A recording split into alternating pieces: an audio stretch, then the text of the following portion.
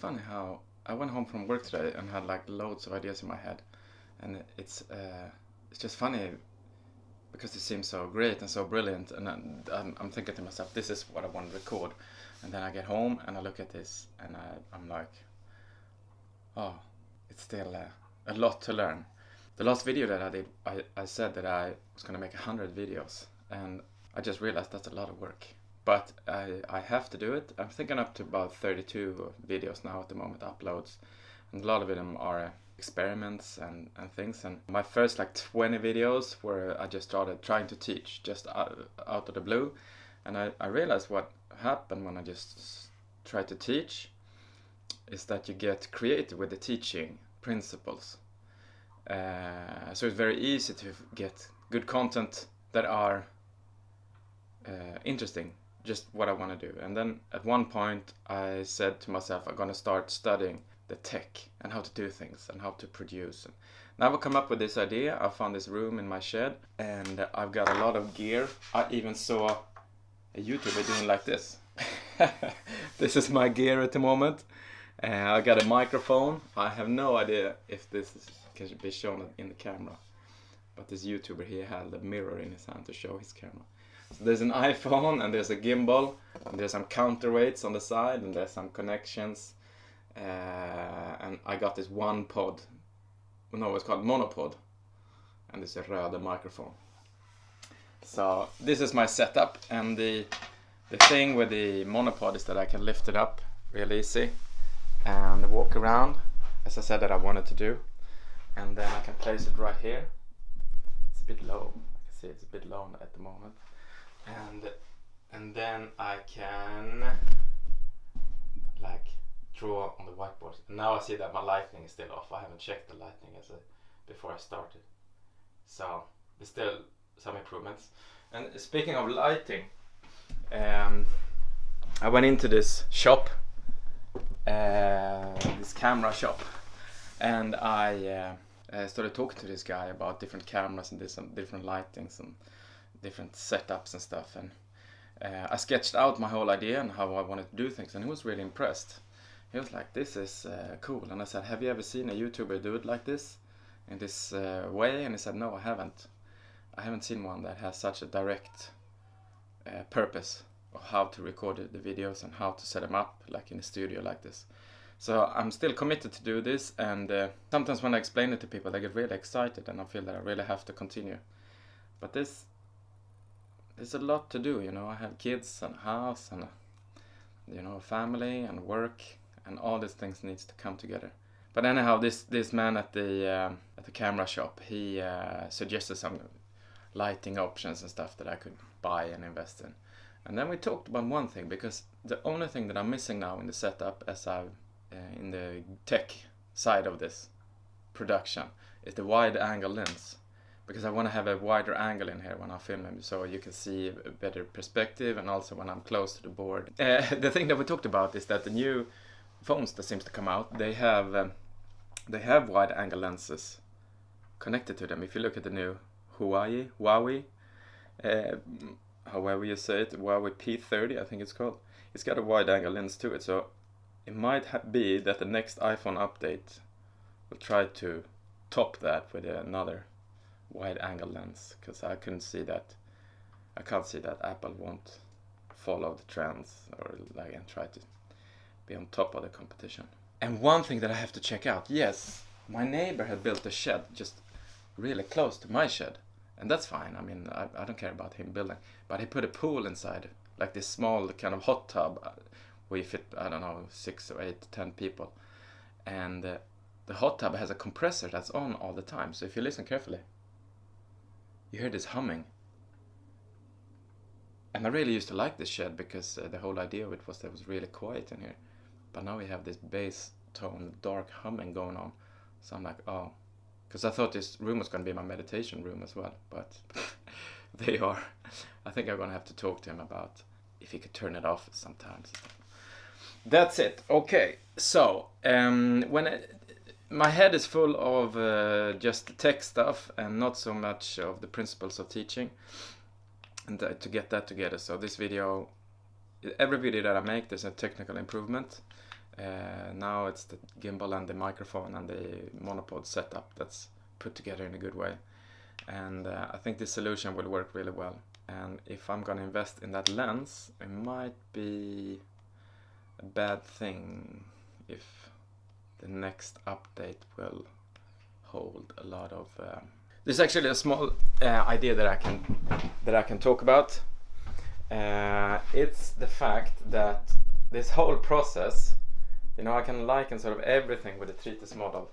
I'm just gonna check how much of the... Oh, I have to tell you about one more cool thing that I saw in regards to tech. I've been googling a lot on the smart whiteboards that you can have, where you can like I can draw directly on here, and then I can have a PowerPoint and I can draw on the PowerPoint with a special pen, and then you can sort of save it and things. And I thought that might be a smart thing to have in the production, because then I can edit myself out, or perhaps put myself in the bottom corner of the screen and then just draw on the board, and that could be a cool solution. But those were crazy expensive. Never mind. So speaking of this with regards to Tritus, how I see that its project develops, it follows the same principle always. I think this is the greatness of the Tritus model, is the generally how it works. And it's like a general framework that you can use in every situation where you have human beings. And this is the thing with the Tritus, the framework for life. Just gonna check how much time we have.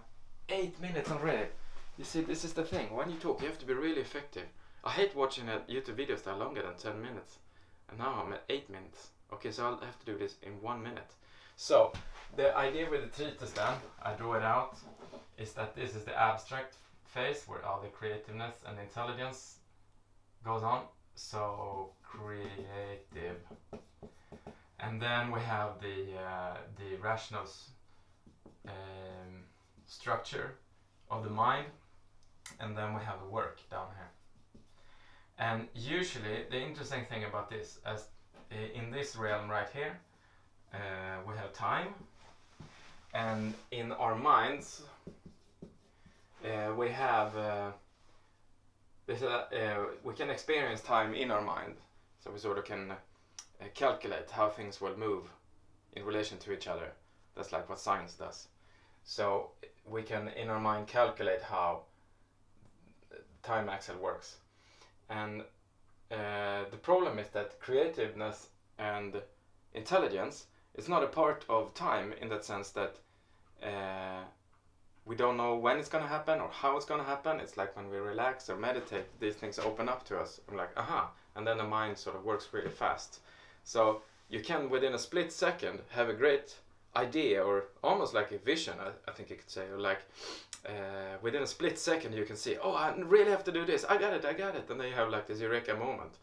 So you can experience, like for instance I did a couple of weeks ago when I designed how I'm gonna make these videos. I had this moment, like, yeah, this is how I'm gonna do it.